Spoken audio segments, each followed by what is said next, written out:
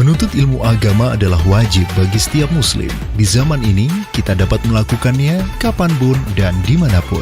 Meski masa pandemi sedang berlangsung, tetapi tak ada alasan untuk tidak menambah kapasitas diri dengan Thaqafah Islam. Khilafah Channel memfasilitasi Anda berjumpa dengan para guru yang mumpuni dalam rangka berbagi ilmu dan Thaqafah Islam, agar Anda makin paham tentang syariat Islam dan terhindar dari gagal paham serta salah paham.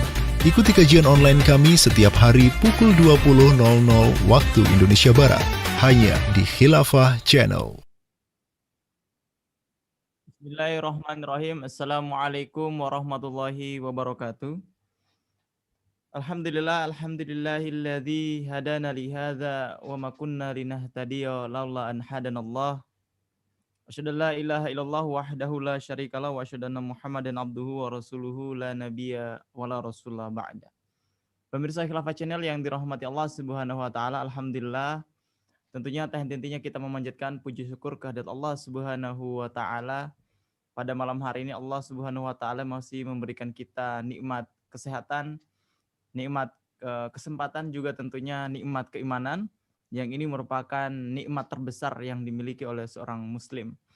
Salam serta salawat tak lupa kita berikan kepada baginda Muhammad sallallahu alaihi wasallam, kepada seluruh keluarga, sahabat-sahabatnya, juga seluruh orang-orang saleh yang senantiasa istiqomah dalam menjalankan syariahnya.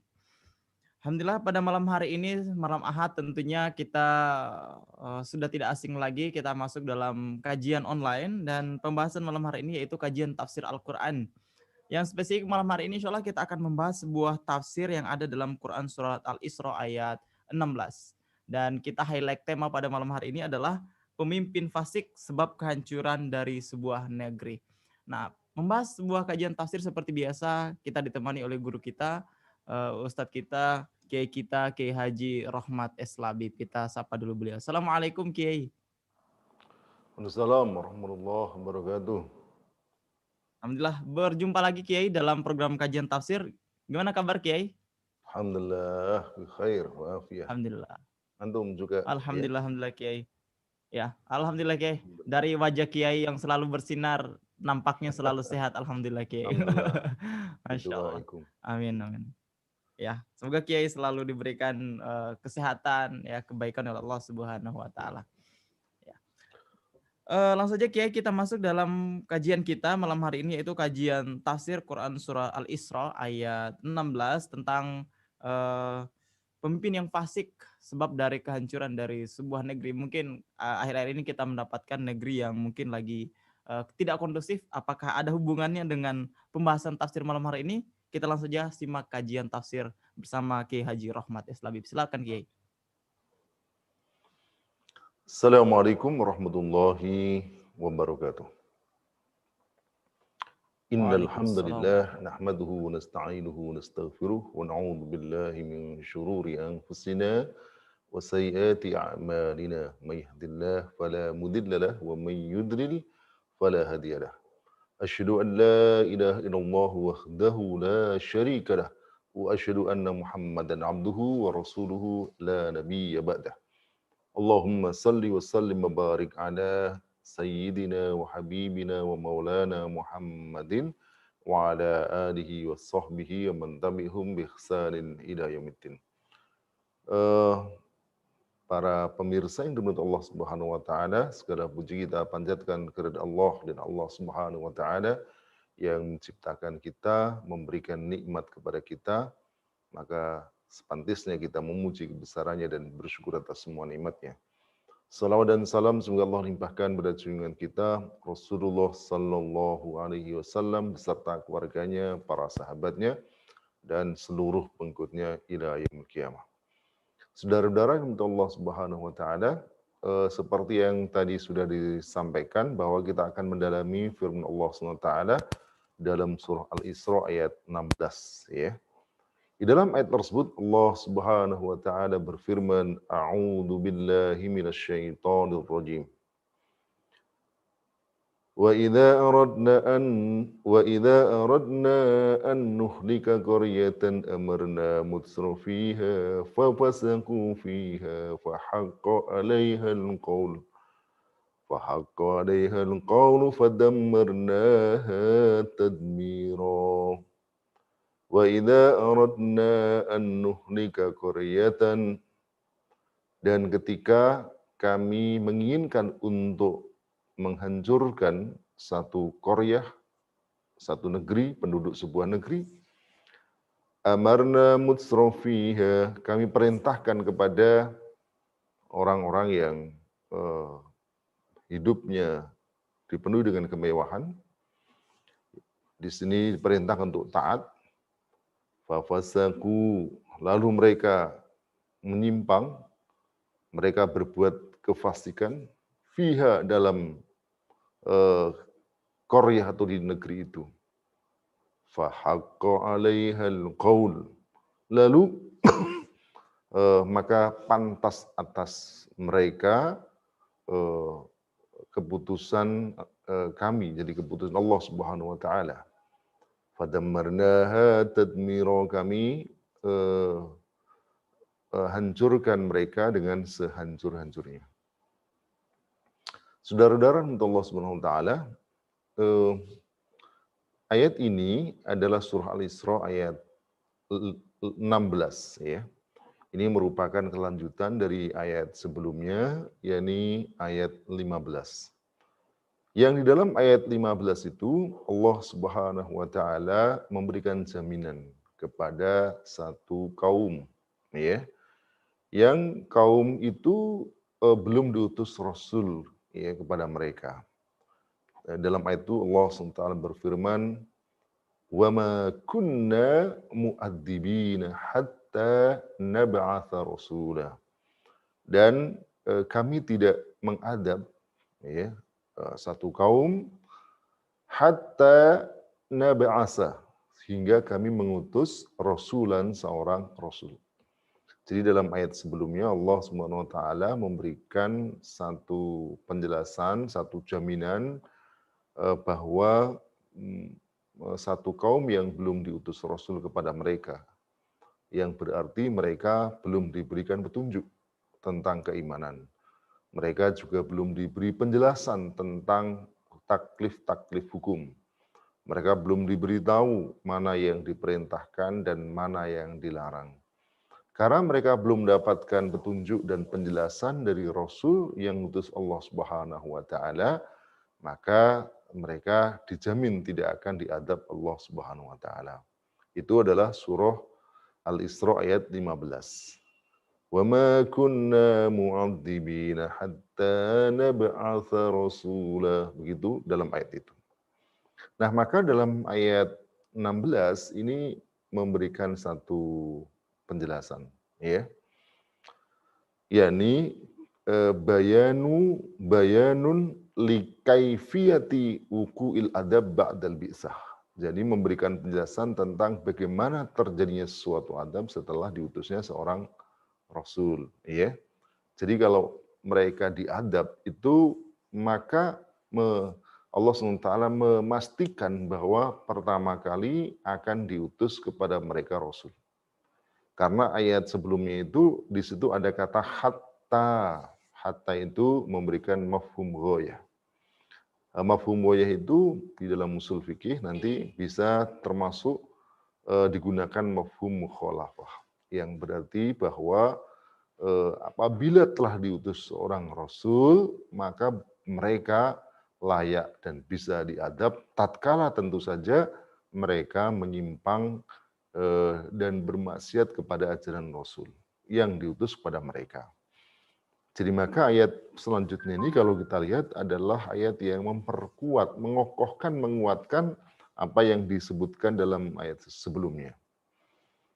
Nah, sekarang kita pelajari ayat yang sedang kita bahas ini. Setelah dalam ayat sebelumnya Allah SWT memberikan jaminan tidak akan mengadab satu kaum sampai Allah SWT mengutus seorang rasul, maka ayat ini memberikan penjelasan bagaimana kalau sudah diutus rasul atau bagaimana adab itu dijatuhkan.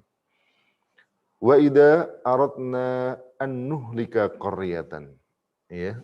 Dan ketika aradna, kami menginginkan an nuhlika qaryah, ya, untuk membinasakan, untuk menghancurkan satu qaryah. Makna qaryah di sini yakni ya ahla qaryah. Jadi penduduk negeri.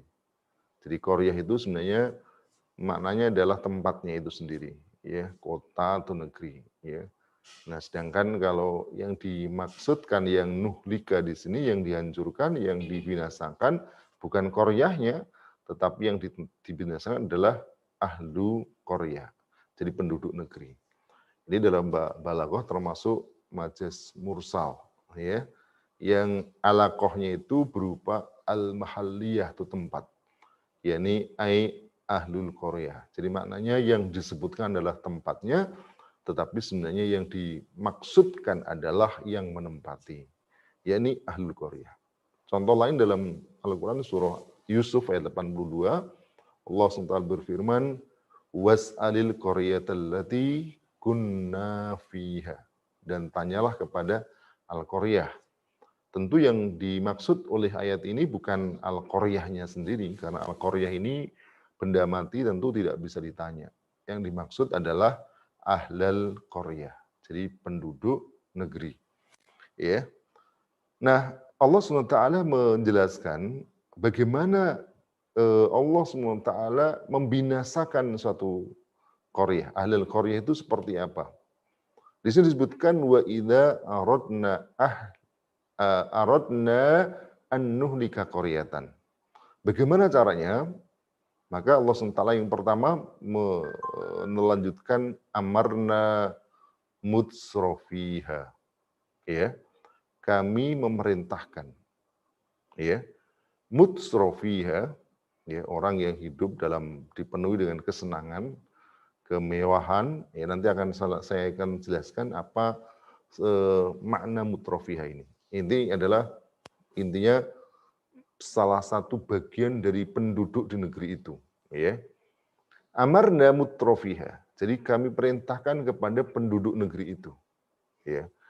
Di dalam ayat ini tidak disebutkan diperintahkan untuk mengerjakan apa, ya, karena kata amaro itu membutuhkan dua maf'ul bih. Jadi memerintahkan kepada seseorang atau kepada objeknya, dan ada al-fi'lu, ada perbuatan yang diperintahkan. Ya, misalnya innallaha ya'murukum an tu'addul amanati ila ahliya. Sesungguhnya Allah SWT memerintahkan kamu menjadi maf'ul bih atau objeknya. Tapi juga dijelaskan diperintahkan untuk apa. Nah, gitu. Dalam ayat ini ada ceritakan tentang maf'ul bih dalam pengertian objek yang diperintahkan. Amarna mutsrofiha. Tetapi tidak disebutkan tentang diperintah untuk apa. Gitu. Inilah kemudian nanti para ulama mengatakan bahwa mereka itu diperintahkan untuk taat. Ini sebagaimana kesimpulan yang disampaikan oleh Ibnu Abbas radhiyallahu anhu, Sa'id bin Jubair dan sebagainya. Jadi saya kutip di sini penjelasan dari Al-Alusi mengatakan amarna bit-ta'ah. Kami perintahkan untuk melakukan ketaatan. Kama akhrajahu Ibnu Zadir wa ghairuhu an Ibnu Abbas wa Sa'id bin Jubair, ya. Ala lisanir Rasul al-mab'us ilaiha, ya. Atau seperti yang juga dikatakan oleh Fakhruddin Ar-Razi dalam tafsirnya Mafatihul Ghaib, beliau katakan annal makna amarnahum, ya. Sungguhnya makna dari kami perintahkan mereka. Apa yang diperintahkan? Beliau katakan bil a'malis sholihah, untuk mengerjakan amal-amal soleh. Wahia al-imanu wa ta'atu, ya. Jadi iman dan ketaatan. Ya. Jadi intinya di sini yang mereka diperintahkan untuk melakukan ketaatan. Tentu tidak mungkin dikatakan bahwa diperintahkan untuk melakukan perbuatan atau berbuat senang-senang, apalagi perbuatan-perbuatan yang buruk, ya. Sebab dalam ayat yang lain Allah tegas mengatakan, misalnya dalam surah Al-A'raf ayat 82, Allah berfirman, innallaha la ya'muru bil fakhsya. Allah tidak memerintahkan untuk perbuatan fakhsya, perbuatan keji. Jadi tidak mungkin. Ya, demikian juga dalam ayat yang lain Allah SWT berfirman, Innallaha ya'muru bil adli wal ihsani wa itaidil qurba. Jadi Allah SWT merintahkan berbuat adil, ihsan, memberikan kepada kaum kerabat. Dan sebaliknya wa yanha melarang anil fahsya'i wal munkar wal baghi. Jadi Allah SWT melarang berbagai macam perbuatan buruk, ya. Oleh karena itu, sekalipun tidak disebutkan apa yang dipahami, maka tidak ada perbedaan di kalangan para ulama dalam memaknai ayat ini bahwa amarna mutsrofiha di sini kami perintahkan kepada penghuninya di situ adalah apa? Yakni adalah ketaatan atau ya. Al-iman wa ta'ah kalau mau disebutkan secara lengkap. Nah, jadi Allah SWT memerintahkan penghuni penduduk itu untuk beriman dan taat. Gitu. Nah, sekarang saya akan dalami kata mutsrofiha. Apa mutsrofiha itu? Mutsrofiha ini dari kata turfah. Ya. Turfah itu maknanya kata Ar-Raghib Al-Aswahani dalam kitabnya Al-Mufradat fi Gharibil Quran. Beliau mengatakan bahwa at-turfah itu adalah at-tawassu'u fin nikmah. Jadi keluasan dalam kenikmatan. Sehingga dikatakan utrifa fulanun, ya, fulan itu diberikan keluasan nikmat. Fahuwa mutrof, ya, maka fulan yang diberikan keluasan kenikmatan itu dia adalah mutrof. Nah, jadi orang yang diberi kenikmatan secara luas atau yang melimpah. Ya, sehingga kata mutrof itu maka mereka yang mendapatkan kemewahan, kesenangan yang berlimpah. Ya. Nah, ada penjelasan yang menarik juga yang disampaikan oleh Fakhruddin Ar-Razi dalam tafsirnya Mafatihul Ghaib.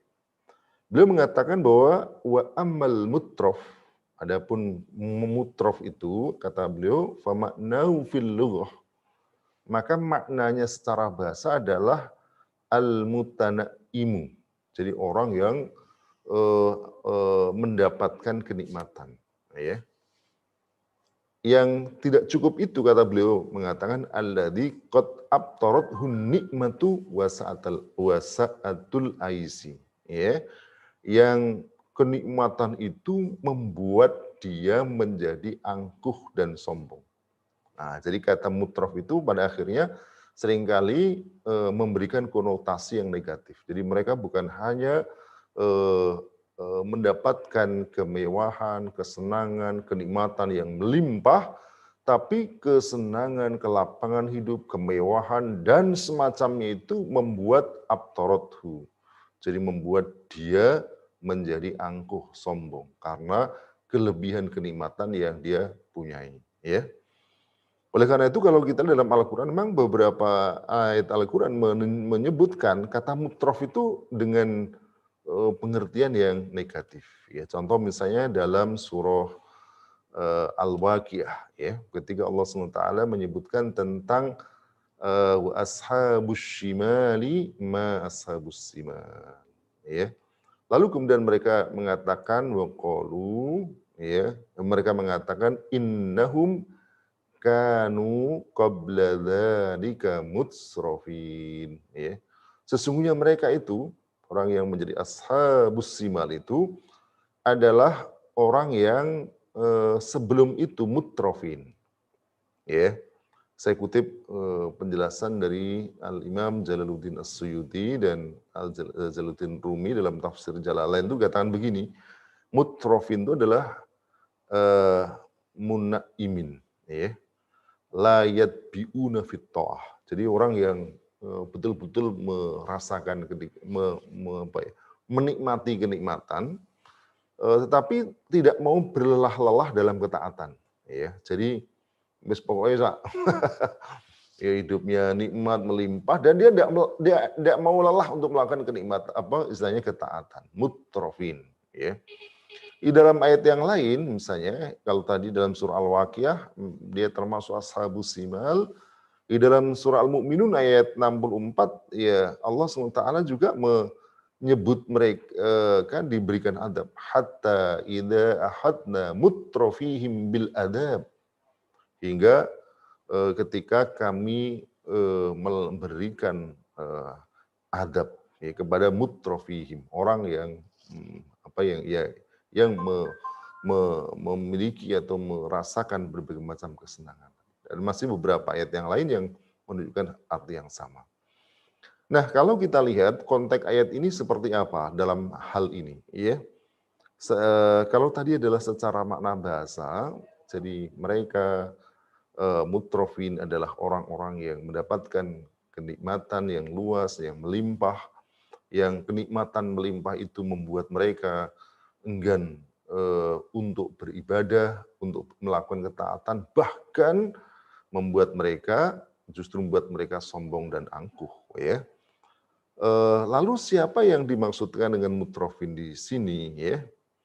Ada penjelasan dari beberapa mufassir yang kalau kita kumpulkan itu penjelasannya ya tidak jauh berbeda, mutaqarib, jadi berdekatan. Misalnya saya kutipkan pendapat atau penjelasan dari Syekh Abu Bakar Al-Jazairi dalam kitabnya Aisarut Tafasir. Beliau mengatakan amarna mutrofiha artinya adalah amarna munaimiha, ya. Jadi kami perintahkan kepada orang-orang yang mendapatkan kenikmatan yang melimpah, yang merasakan kenikmatan yang melimpah tadi. Siapa mereka? Kata beliau, min agniya. Mereka adalah para orang-orang kaya. Wa ru'asa, dan para pemimpin, ru'asa. Ya, wa asrafin min ahlil halli wal aqdi, dan orang-orang yang mulia yang punya kedudukan. Ya, itulah yang dimaksudkan oleh ayat ini. Jadi minal agniya, para pemimpin, orang-orang yang mulia, yang punya kedudukan di tengah masyarakat. Lalu kemudian beliau katakan amarnahum bitta'atina. Kami perintahkan kepada mereka untuk mentaati kepada kami. Biqamatis syar'i, dengan menegakkan syariat. Wada'il faraidi, menunaikan fardu-fardu. Was sunani, dan sunan-sunan.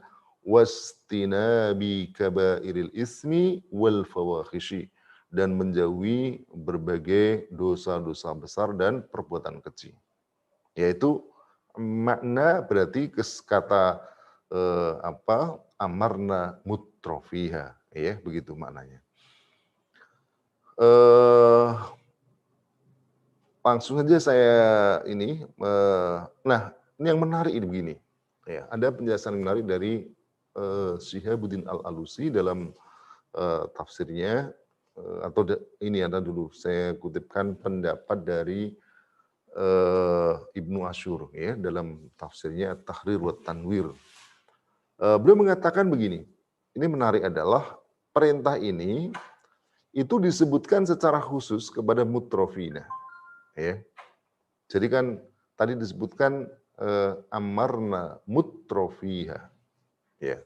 Ma'annar rasula yukhatibuna jami'an nas. Padahal pada faktanya yang diseru oleh Rasul itu bukan hanya mutrofin, mereka yang hidupnya enak, yang memiliki berbagai macam kenikmatan dan keluasan hidup, bukan hanya orang kaya, bukan hanya para pemimpin, bukan hanya para bangsawan, bukan, ya, tapi jami'an nas, yukhatibuna jami'an nas, jadi menyeru seluruh manusia.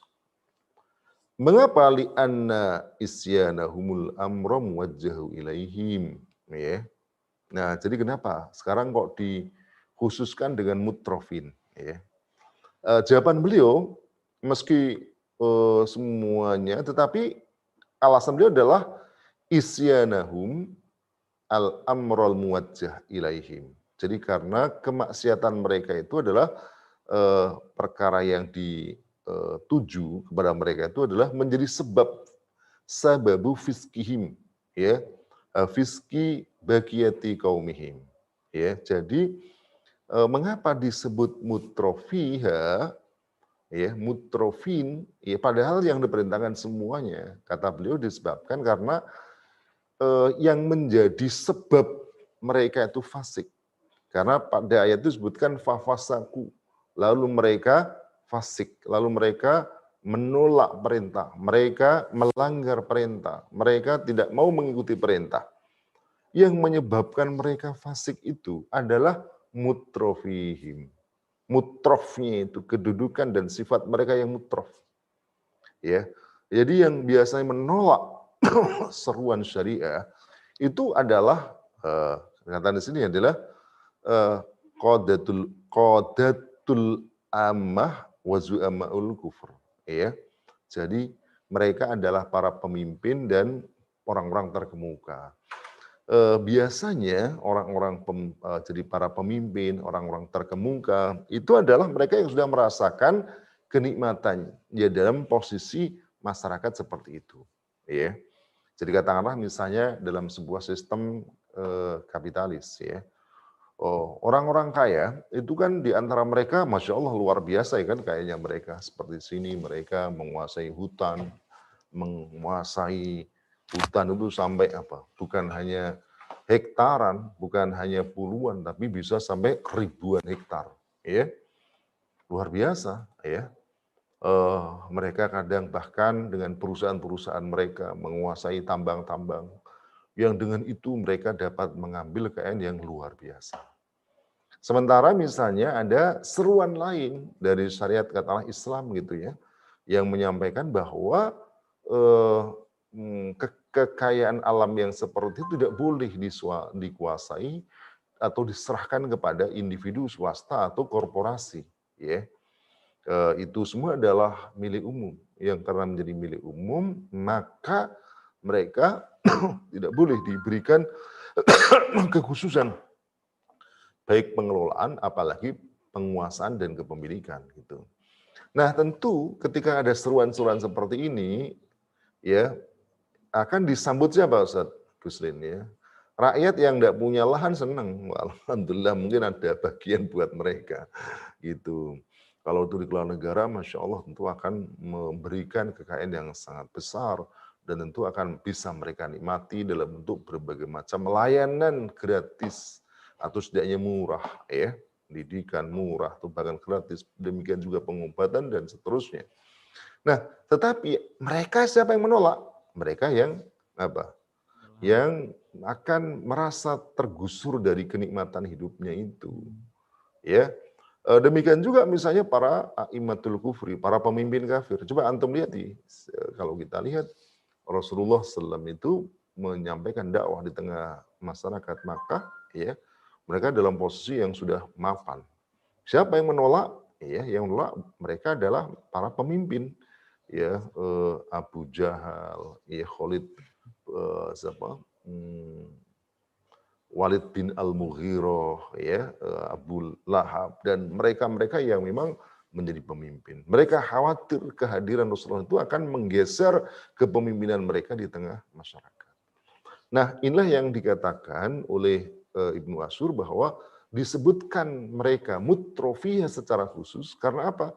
Karena memang yang menjadi sebab mereka penolakan adalah karena sifat mereka yang mutrofian. Tadi yang mereka khawatir bisa hilang, lenyap ketika ada dakwah.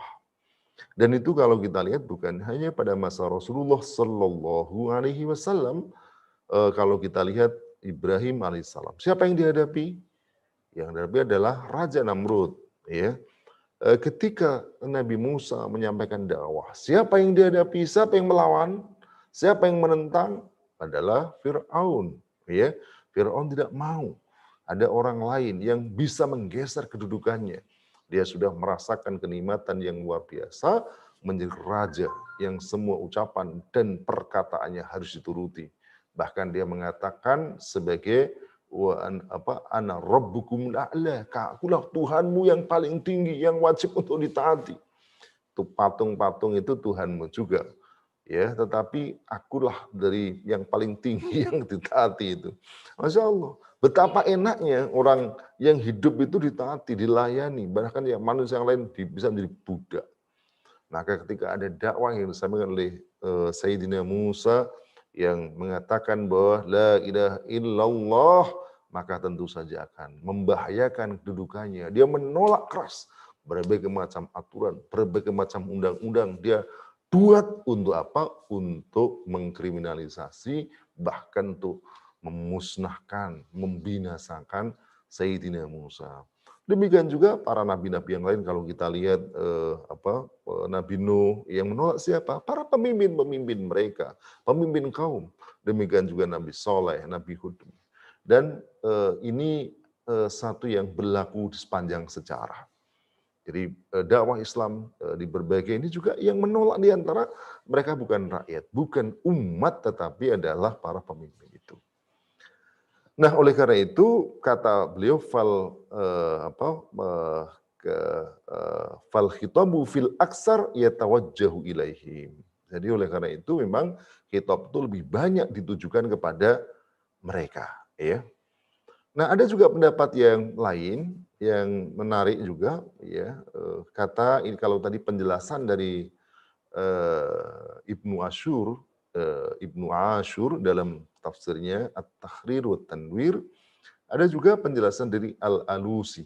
Ya, Al-Alusi ini tafsirnya adalah Ruhul Ma'ani. Apa beliau katakan? Bahwa mutsrofiha maknanya adalah mutanaimiha, wajabbariha wa mulukiha. Jadi orang mutrof ini adalah orang-orang banyak mendapatkan kenikmatan, kekayaan, orang kaya, para diktator mereka dan para raja-raja mereka. Lalu beliau katakan begini, wahusso bidzikri, yang mereka disebutkan secara khusus mutrofiha itu tawajjahul amru ilal kulli, padahal yang dimaksud itu semuanya. Kenapa? Yang maksudnya gini, yang diperintahkan oleh Rasul untuk taat kepada Allah bukan hanya mutrofiha, bukan orang-orang yang hidupnya mewah, bukan hanya para pemimpin, para penguasa ekonomi, bukan, tetapi al-kull, ya, ilal kulli, semuanya. Ya. Mengapa? Beliau punya alasan, li'annahum a'immatul fiski wa ru'asa'id dolal.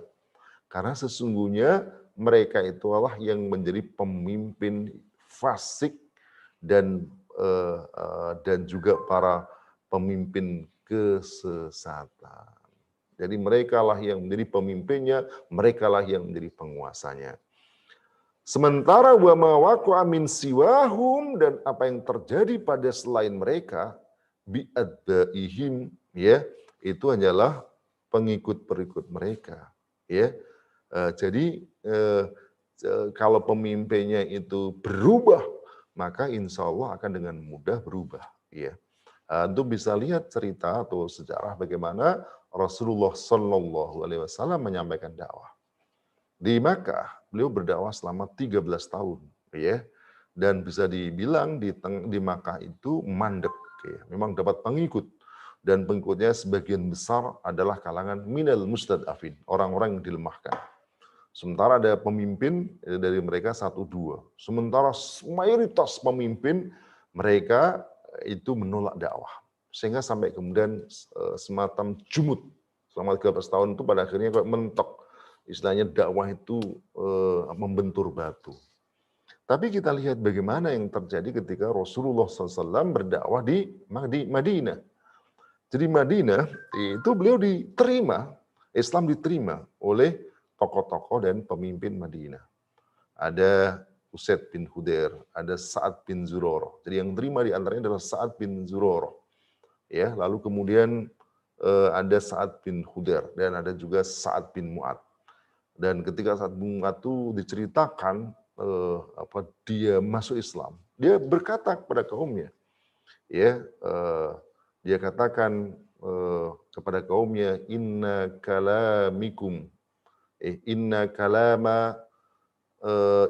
kalama rijalikum wa nisaikum alayya haram hatta, ya, tu'minuna billah, ya.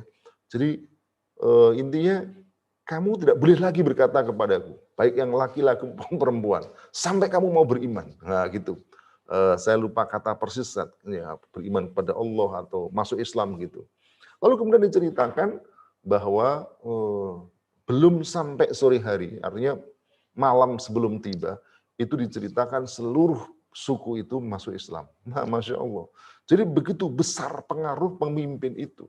Jadi kalau pemimpinnya itu menolak, ini tentu akan berakibat pada pengikut-pengikutnya tadi. Mereka ikut menolak, ya. Karena kalau mereka mengikuti Islam, tentu ada resiko. Mungkin dia akan ditangkap, mungkin akan dipenjarakan, mungkin akan dikeluarkan dari kabilah mereka. Dan tentu mereka berpikir kalau mereka dikeluarkan, diusir, diboikot dari kabilah mereka, lalu ikut siapa? Tentu saja ini membutuhkan keimanan yang luar biasa. Tetapi begitu kemudian pemimpinnya mengizinkan, bahkan mengatakan ucapan seperti itu, ibarat pintu langsung dibuka. Begitu pintu dibuka, maka pengikutnya langsung masuk Islam. Maka dalam sejarah diceritakan hanya dalam 2 tahun mereka kenal Islam. Setelah itu tak ada rumah di pintu Madinah kecuali mereka masuk Islam. Ada orang Islam di sana, gitu. Inilah yang posisi strategis pemimpin itu di situ. Strategis para penguasa, baik penguasa politik, para pemimpin maupun penguasa ekonomi, yakni agniya tadi. Ya, para pemilik pemodal, para pemilik kapital, ya, para oligarki kalau sekarang istilahnya, mereka yang menjadi penentunya, ya. Nah, mereka ini yang menjadi penentu nasib umat, nasib rakyat. Maka ketika mereka diperintahkan, lalu dalam ayat itu disebutkan apa? Fafasaku, lalu mereka fasik. Ya. Apa itu fasik? Ya, al-fisku, ya. Jadi saya kutipkan penjelasan dari Ibnu Ashur dalam tafsirnya At-Tahrir wa Tanbir, beliau katakan al-fisku yakni al-khuruju anil maqarri wa anit tariq. Jadi fisq itu adalah keluar dari pusat dan dari jalan, ya. Jadi itu yang disebut dengan al-fisku. Jadi kalau ada jalan yang lurus, maka dia ketika keluar al-khuruj anit tariq, maka disebut sebagai al-fisku, ya. Nah, wal muradu bihi fi istilahil Quran, sedangkan yang dimaksud dengan kata fasik dalam istilah Al-Quran adalah apa? Al-khuruju amma amarallahu bihi. Jadi keluar dari apa yang Allah perintahkan, ya. Itu namanya fasik, ya.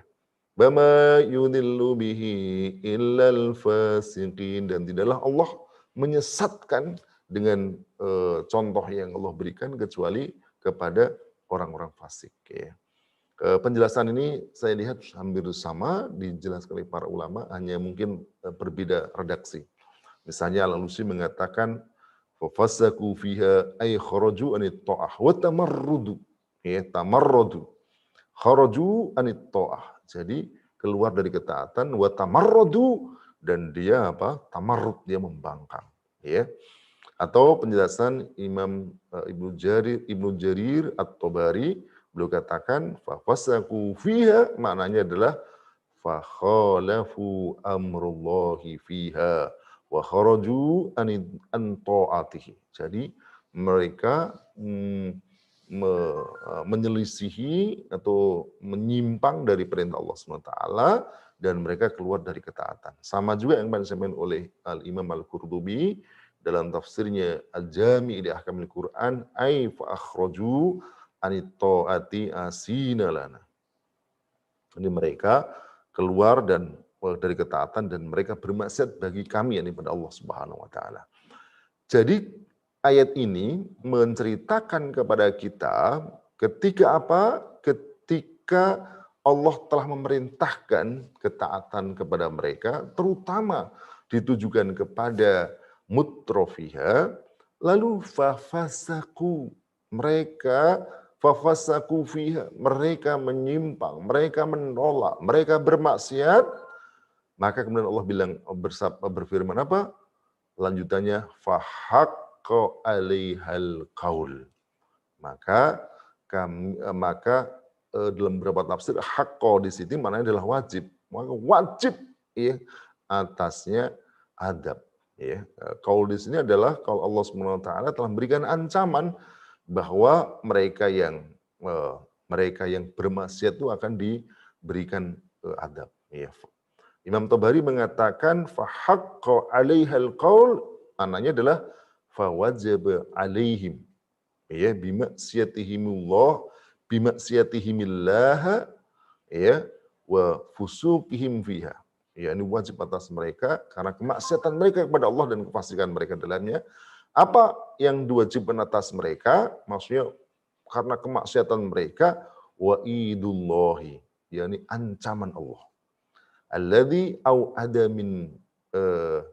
ada man kafara bihi. Jadi ancaman yang Allah ancamkan kepada orang yang ingkar kepadanya. Wa khalafa rusulahu, dan mereka menyimpang dari rasulnya. Apa yang Allah ancamkan? Minal halak ya ba'dal i'dari wal indar. Jadi ini berupa dibinasakan setelah diberikan apa? Diberikan alasan i'dar dan diberikan indar, diberikan peringatan birrusuli wal hujaj dengan diutusnya rasul dan hujah-hujah. Ya, jadi artinya ketika Rasul itu menyampaikan kepada mereka, menyampaikan untuk taat, termasuk menyampaikan apa? Ancaman. Ancaman kepada siapa? Ancaman ketika mereka bermaksiat pada Allah. Ancaman ketika mereka kafir. Ancaman ketika mereka menolak untuk berhukum dengan hukum Allah SWT berupa adab. Nah, apa berlakunya adab itu? Yakni fadammarnaha tadmiro. Maka kami hancurkan mereka sehancur-hancurnya. Kata at-tadmir itu maknanya adalah hadmul bina wa izalatu atharihi. Demikian yang dikatakan oleh Ibnu Ashur, ya. At-tadmir itu hadmul bina, jadi merobohkan, menghancurkan bangunan. Wa izalatu atharihi, dan bahkan bukan hanya bangunannya yang dihancurkan tetapi asarnya. Namun maknanya bukan bangunannya ya, dalam maksud ayat ini bahwa musta'arun huna lil istiqsal. Ya, jadi yang dimaksud adalah istiqsal, artinya dihabisi sampai sehabis-habisnya, enggak ada sampai cucu-cucunya. Karena maksudnya ihlaku ahliha, karena yang dimaksud adalah menghancurkan penghuninya. Walau ma'abaqai binaihim, sekalipun juga bina mereka, bangunan-bangunan mereka masih ada. Nah, jadi di sini disebutkan fadammarnahum tadmiro. Di sini ada kata tadmiro. Tadmiro ini adalah dia bentuk masdar dan memiliki fungsi lil mubalaghah. Ya, jadi kami hancurkan mereka tadmiro, dengan sehancur-hancurnya, dengan benar-benar hancur gitu. Nah, saya ingin memberikan satu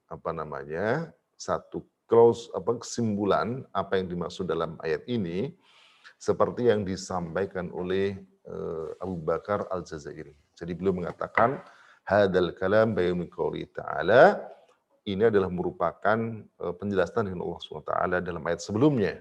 Wa ma kunna mu'adzibina hatta nab'atsa rasula. Ya, idir rasulu ya'muru wa yanha bi idznillah ta'ala fa illam yuti istaujaban nasu al-adaba fa'adabu fa'udibu. Jika Rasul itu merintahkan, melarang dengan izin Allah SWT, dan mereka tidak mentaati, maka manusia itu memang sudah layak, sepantasnya mendapatkan adab. Ya, maka mereka diadab. Terakhir saya ingin menyampaikan begini jadi saya masih ada satu slide lagi. Jadi gini, yang menarik begini, adab itu diturun Allah SWT pada satu kaum itu terkadang tidak harus semuanya berbuat fasik, tidak semuanya berbuat maksiat. Tetapi ketika ada sebagian itu punya pengaruh atau yang dominan, maka sudah cukup bagi mereka diberikan adab. Dalam satu hadis Nabi SAW bersabda ketika Rasulullah SAW memberitakan bahwa akan ada adab kepada orang bangsa Arab, ya. Lalu kemudian beliau ditanya oleh Zainab binti Jahsh. Pertanyaan apa? Afanuhliku wa finas solihun. Ya Rasulullah, afanuhliku wa finas solihun. Apakah afanuhlaku mestinya ini. Afanuhlaku. Apakah kita akan dihancurkan? Wa finas solihun, ya. Sementara di tengah kita ada orang-orang soleh. Apa jawab Nabi? Qala na'am. Ya. Idza kasral hubsu. Jadi ketika keburukan, ya, kejahatan itu sudah banyak, itu sudah merajalela. Nah, oleh karena itu, kalau kita kembalikan tadi, apa yang menjadi pembahasan tadi, bahwa kehancuran itu, kalau kita lihat ini tidak menunggu semuanya fasik, tidak menunggu semua berbuat jahat. Ya. Tetapi ketika fasik, kejahatan, keburukan itu di tengah masyarakat merajalela, maka itu membuat Allah SWT menurunkan adab pada mereka. Nah, sekali lagi yang menarik tadi saya ingin sesuai dengan judul yang tadi disebutkan oleh Gus Lin, pemimpin itu menjadi penyebabnya karena memang sesungguhnya merekalah yang menjadi pokok pangkalnya, ya, yang menjadi biangnya. Seperti tadi saya contohkan, bagaimana penduduk Makkah, mereka sebenarnya bukan tidak mau menerima dakwah Islam, banyak mereka, karena mereka sebenarnya tahu bahwa Islam itu benar. Al-Quran itu wahyu Allah SWT. Mereka tahu. Tetapi banyak di antara mereka yang tidak berani masuk Islam. Disebabkan karena mereka, ketakutan mereka kepada pemimpin-pemimpin yang memusuhi dakwah Islam. Sebaliknya di Madinah, pemimpin justru menerima itu. Oleh karena itu, mereka pemimpin ini yang menjadi sebab kerusakan, sebab kemaksiatan, sebab kerusakan. Nah, ketika kemaksiatan, keburukan, kejahatan merajalela, maka disitulah adab Allah Subhanahu wa taala. Saya ingin mengutip sekali lagi sebelum nanti kita buka dalam bentuk tanya jawab. Ada yang disampaikan oleh Abul Aliyah, sebagaimana dikutip oleh Ibnu Katsir dalam tafsirnya, beliau mengatakan bahwa man asallaha fil ardi faqad afsada fil ard. Kata beliau, siapa yang bermaksiat kepada Allah, maka sungguh dia telah melakukan kerusakan di muka bumi.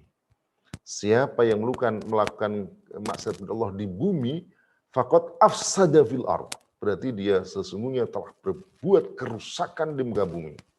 Apa alasannya? Belum mengatakan li'anna salahal ardi was samawati, ya, li'anna salahal ardi was samawati, ya, beliau katakan gitu, bitoah, karena kebaikan bumi bahkan langit itu adalah dengan ketaatan. Lalu kemudian beliau mengutip satu hadis Nabi Sallallahu Alaihi Wasallam bahwa lahaddun yuqamu fi qaryatin habbu ila ahliha min ayyum toru arba'ina yauman. Jadi ketika had itu ditegakkan, ya, had itulah hukuman yang ditetapkan oleh Islam. Misalnya orang zina itu harus dicambuk atau dirajam, orang mencuri harus dipotong tangannya dan seterusnya. Ketika had itu ditegakkan, yuqamu, ya, apa yang terjadi? Maka itu lebih baik bagi penduduknya daripada mereka diguyur dengan hujan selama 40 hari. Ini maksudnya hujan bukan hujan yang membuat celaka seperti di beberapa tempat sekarang banjir yang membuat longsor dan seterusnya. Bukan, tapi ini hujan yang Masya Allah memberikan tanaman menjadi subur, tanah menjadi gembur dan seterusnya. Lebih mereka sukai ada had tadi. Kenapa? Karena dengan had itulah Allah menurunkan berkah. Jadi ketika manusia taat kepada Allah Subhanahu wa taala, maka berkah itu diberikan Allah Subhanahu wa taala kepada penduduk bumi. Tetapi sebaliknya ketika mereka melakukan kemaksiatan, pelanggaran dalam syariah, bahkan bukan hanya melanggar syariah, tapi memusuhi syariah, mengkriminalisasi syariah, mengancam-ancam orang yang mendakwakan syariat dengan berbagai macam ancaman, maka sesungguhnya dia qad afsada fil ard, dia telah berbuat kerusakan di muka bumi. Begitu Ustaz Guslin. Ya, Masya Allah.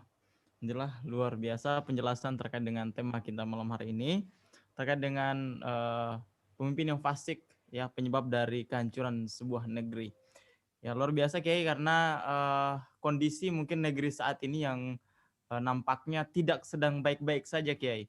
Nah, apakah kondisi yang ini bisa juga dimasukkan ke dalam ayat yang disebutkan tadi Kiai?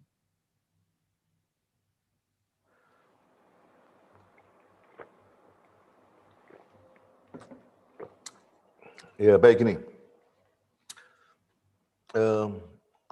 menarik ya, kemarin itu ketika ada yang mengatakan bahwa banjir ya di Kalimantan Selatan karena apa, Ustaz Guslin? Curah hujan. Ada yang mengatakan karena airnya sedang antri di gorong-gorong. Allahu Akbar. Masuk gorong-gorong. Ada juga yang mengatakan banjirnya karena curah hujan yang sangat tinggi. Ya saya kira semua orang ya nggak usah pemimpin ya, rakyat juga tahu kalau hujan yang curahnya sangat tinggi tentu akan membuat banjir. Dan lebih parah lagi ketika dataran yang dihujani dengan curah hujan yang sangat tinggi, yang sangat deras itu gundul ya, tidak ada tanam-tanaman, tidak ada hutannya digundul dan seterusnya. Tentu akan jelas itu akan terjadi banjir besar. Nah sebenarnya di samping itu sebenarnya masih baru jawaban tingkat TK itu ya, tingkat anak-anak SD ya. Mestinya orang yang dewasa, orang yang punya pemikiran lebih cerdas itu tidak boleh sampai di situ. Ya. Cara berpikir itu cara berpikir yang dangkal. Jadi mestinya harus ditarik lebih dalam.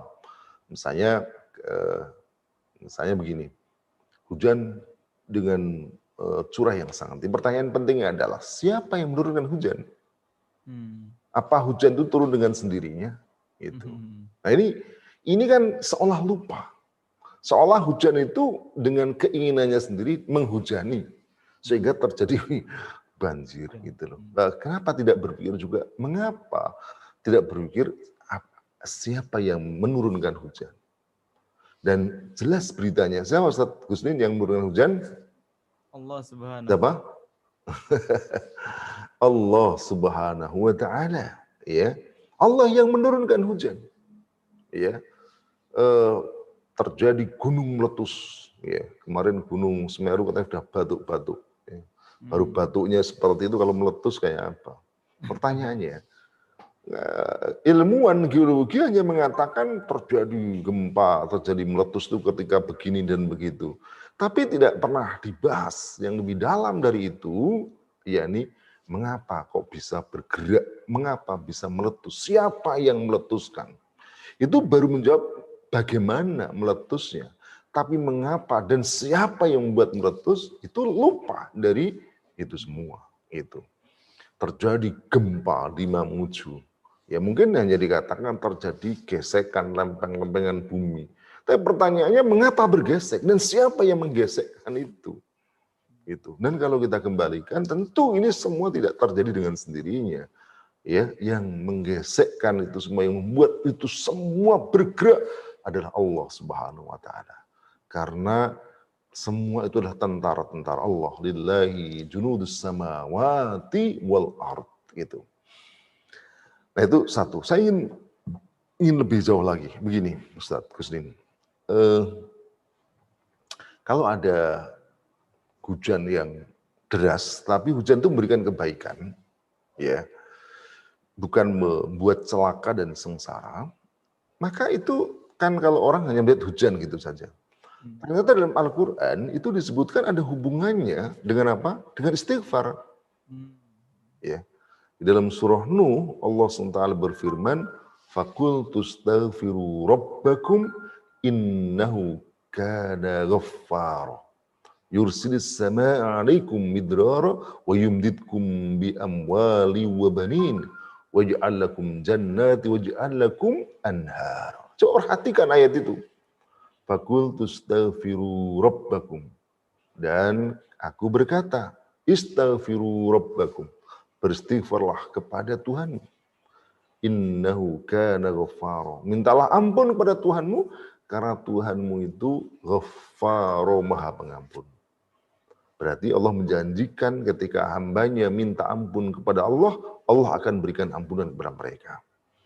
Tetapi enggak berhenti di situ, ada ayat berikutnya, apa itu? Yursilis samaa alaikum midrara. Ya, kalau itu kamu lakukan, yursilis sama itu jawab syarat. Syaratnya mahdhuf, jadi tidak ditampakkan, itu dihilangkan. Ya. Jika kamu mau beristighfar, itu kalimat yang dihilangkan. Yursilis samaa alaikum midrar, maka Allah akan mengirim pada kalian hujan deras. Ya, makna hujan deras ini bukan tadi hujan yang mencelakakan, hujan yang memberikan kebaikan. Wa yumditkum bi amwali wa banin. Bukan hanya hujan, tapi wa yumditkum bi amwali wa banin. Ya, matta yumit apa yamuttu ini amatta yumittu itu memberikan mata itu panjang. Jadi dalam ini melimpahkan, ya, membuat berlimpah, ya, memberi banyak, membanyakkan harta dan anak kalian. Ya, waj'al lakum jannati waj'al lakum anhar. Allah juga menjadikan untuk kamu jannat, taman-taman, ya Allah yang indah, wanhar dan sungai-sungai. Itu kaitannya dengan istighfar. Ya. Jadi istighfar itu ada sabab musabab dengan turunnya hujan. Cuman sabab musabab ini adalah sabab musabab yang sifatnya gaib. Manusia tidak bisa melihatnya. Ya ibarat kalau panjenengan itu ini apa ada listrik gitu ya. Ini ada apa namanya? Mouse ya. Ini kalau kan nggak ada kabelnya ini, dicetik-cetik, nggak kelihatan ini ada hubungannya di sini. Ya, tapi ini ada hubungannya. Orang yang tahu ada hubungannya, kalau nggak ada kelihatan penghubungnya. Demikian juga ini ada hubungannya, ada istighfar dengan apa? Dengan doa. Hanya Allah SWT yang beritahukan kepada kita, Allah yang menurunkan hujan. Demikian juga misalnya yang tadi disebut tentang berbagai macam al-fasad di muka bumi ini bukan terjadi dengan sendirinya. Al-fasad yang disampaikan dalam surah Ar-Rum ayat 41 itu dijelaskan. Ada yang mengatakan fasad itu bermakna tumbuhan tidak tumbuh, ada yang mengatakan gempa, ada yang mengatakan angin topan, banjir, banyak perahu tenggelam, ya. Kalau tidak disebutkan pesawat jatuh, ya mungkin juga termasuk juga itu semua masuk al-fasad, karena al-fasad itu maknanya umum, ya. Banjir, gunung meletus segala macam itu masuk pada al-fasad. Yang al-fasad itu disebutkan dalam ayat itu bima kasabat aydin nas. Dhaharul fasadu fil barri wal bahri bima kasabat aydin nas, disebabkan oleh ulah tangan manusia. Jadi ulah tangan manusia ini yakni bima'asihim wa dunubihim, kemaksiatan dan dosa-dosa mereka ini punya akibat pada apa? Dhaharul fasadu. Ya. Nah, sebenarnya kerusakan ini Allah masih berharap manusia sadar liyudhiqahum ba'dal amir, agar membuat mereka merasakan sebagian akibat atas apa yang mereka kerjakan. Apa? La'allahum yarji'un, agar mereka mau kembali. Yakni la'allahum yatubun, agar mereka kembali bertobat. Maknanya gitu. La'allahum yatubun, mereka bertobat. Bertobat itu artinya berhenti dari kemaksiatan. Jadi kalau sudah dikasih gempa, dikasih ini, kok enggak mau berhenti dari kemaksiatan, malah makin maksiat, ya jangan berharap ya akan terus terjadi. Ya. Makanya rakyat tidak boleh, umat tidak boleh mendiamkan itu semua. Sebab ketika itu dilakukan oleh penguasa, rakyat mendiamkan, maka seperti yang dikatakan Nabi, ya, memang finas solihun, di tengah-tengah kami ada orang soleh. Tetapi ketika kemaksiatan, keburukan, kejahatan itu merajalela, maka bisa Allah SWT turunkan al-fasad, berikan kerusakan tadi. Begitu Ustaz Muslim. Ya, alhamdulillah, masya Allah. Penjelasannya sangat dalam, Kiai. Insya Allah ini jadi pelajaran juga bagi kita semua terkait dengan cara memandang ya kejadian saat ini bukan hanya dengan cara berpikir dangkal tapi juga harus dengan cara yang dalam atau mustanir, secara mustanir tentunya. Langsung saja Kiai, mohon maaf para pemirsa Khilafah Channel yang dirahmati Allah Subhanahu wa taala, waktu membatasi kita. Nampaknya masih ada beberapa pertanyaan nih Kiai.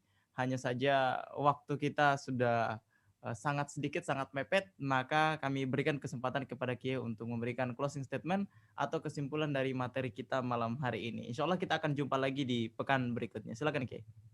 Bentar.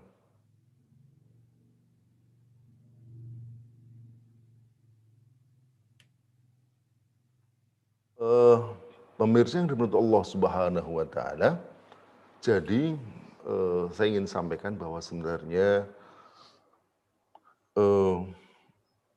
ada hubungan yang sangat erat antara kehancuran dengan perilaku manusia. Dan ini ayat ini sudah memberikan penjelasan sebab akibatnya itu. Ya, apa itu sebab akibatnya dengan jelas di dalam ayat itu Allah SWT menyebut ya bahwa kehancuran itu Allah lah yang menghancurkan ya. Jadi di situ disebutkan an-nuhlika ya, kami binasakan ya, kami hancurkan. Tetapi itu tidak terjadi dengan sendirinya. Bahkan di dalam ayat sebelumnya, kalau Allah SWT belum menyampaikan, belum mengirimkan Rasul, belum mengirimkan petunjuk, mereka nggak akan diadab. Sebejat apapun dalam tanda kutip ya. Karena Allah memang belum memberikan petunjuk kepada mereka. Ya, belum mengirim Rasul. Kapan Allah akan menghancurkan mereka? Tatkala amarna mutrofiha tadi, ketika kami perintahkan mereka, ya. Jadi ketika Allah telah mengutus Rasul, menyampaikan al-amru bil ma'ruf wa nahyu anil munkar dan seterusnya, lalu fafasaku, mereka menyimpang, mereka keluar dari ketaatan Allah, mereka menolak hukum Allah Subhanahu wa taala, menolak syariah, bahkan memusuhinya, maka seperti yang disebutkan dalam ayat ini, fahaqqo alihal qaul, maka berlakulah keputusan Allah Subhanahu wa taala. Apa itu? Fadammarnaha tadmira. Jadi fadammarnaha tadmira itu tidak terjadi dengan sendiri. Ada hubungan sebab akibat antara adab Allah SWT dan perilaku manusia tadi. Satu. Hal yang juga sangat penting dalam ini dipahami bahwa kefasikan itu di antara penyebabnya adalah kelapangan hidup. Ya, mereka yang punya kekayaan yang melimpah, ada berkuasa, itu biasanya yang menolak hukum Allah Subhanahu wa taala. Tentu juga ada yang miskin, fasik ada. Ya, ini orang yang kasihan ya, udah miskin, hidupnya susah. Ya, menderita, nanti di akhirat menderita lebih besar lagi ya. Nah, jadi biasanya mereka yang punya kekuasaan dalam ekonomi, penguasa politik, itulah sebenarnya yang banyak menolak ya. Dan ayat ini langsung menyebut mereka ya. Kemudian yang hal lain tadi yang disampaikan bahwa mereka punya pengaruh kepada rakyatnya. Ada juga ungkapan ya, fasadul ro'iyah bifasadil muluk. Jadi kerusakan rakyat itu disebabkan oleh kerusakan raja. Raja, penguasa itulah yang menjadi sebab bagi kerusakan rakyatnya. Kalau rajanya, penguasanya membolehkan perzinahan, membolehkan riba, bahkan bukan hanya membolehkan, dia sendiri pelaku utang riba, bukan main-main sampai triliunan misalnya. Nah, gimana akan bisa mencegah riba? Wong dia sendiri pelakunya, bahkan yang menyuburkan. Bagaimana? Ya, tentu tidak bisa. Nah, ketika kemudian itu terjadi, suburlah kemaksiatan, suburlah kemungkaran. Dan ketika itu terjadi, fahaqqo alaihal qaul. Nah, tentu kita tidak ingin itu semua terjadi. Agar itu tidak terjadi, maka di antara ikhtiar kita adalah terus-menerus menyampaikan al-amru bil ma'ruf wan nahyu anil mungkar di tengah umat, sehingga umat mereka sadar dan mereka segera meninggalkan kemaksiatan untuk menuju kepada ketaatan kepada syariah, bukan hanya secara parsial tetapi secara kafah. Secara kafah, dan itu memang tidak bisa mungkin terjadi kecuali dalam naungan khilafah. Moga-moga bermanfaat. Assalamualaikum warahmatullahi wabarakatuh. Waalaikumsalam warahmatullahi wabarakatuh. Alhamdulillah, dengan adanya kesimpulan dari guru kita, kiai kita, maka berakhir sudah kajian tafsir kita malam hari ini. Insya Allah kita akan bertemu kembali dalam hari yang sama, di jam yang sama pada Ahad pukul 20.00 waktu Indonesia Barat. Kami ucapkan jazakallah khair Kiai, malam hari ini telah menyempatkan lagi waktunya untuk membersamai kami dalam program kajian tafsir. Semoga selalu diberikan keberkahan dan kebaikan oleh Allah Subhanahu wa taala. Amin. Kami juga ucapkan terima kasih kepada seluruh pemirsa Khilafah Channel. Semoga kita semua mendapatkan bagian dari keberkahan, bagian dari hikmah kajian kita malam hari ini. Kita juga senantiasa berdoa agar kita semua terhindar dari kefasikan, juga terhindar dari bencana yang saat ini ditimpakan kepada suatu negeri, kepada negeri kita tentunya. Kemarin banjir di Kalimantan Selatan, gempa bumi di Majene, kemudian juga baru-baru terjadi gempa bumi juga di Manado atau Sulawesi Utara. Dan kita memohon agar mereka yang tertimpa musibah diberikan kesabaran dan juga diberikan kemudahan untuk menyelesaikan persoalan yang terjadi atau yang menimpa mereka. Kami ucapkan terima kasih dan kami mohon maaf dan pamit undur diri. Wassalamualaikum warahmatullahi wabarakatuh. Menuntut ilmu agama adalah wajib bagi setiap muslim. Di zaman ini, kita dapat melakukannya kapanpun dan dimanapun. Meski masa pandemi sedang berlangsung, tetapi tak ada alasan untuk tidak menambah kapasitas diri dengan Thaqafah Islam.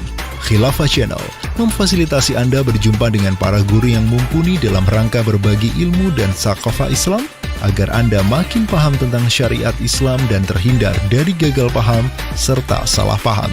Ikuti kajian online kami setiap hari pukul 20.00 waktu Indonesia Barat, hanya di Khilafah Channel.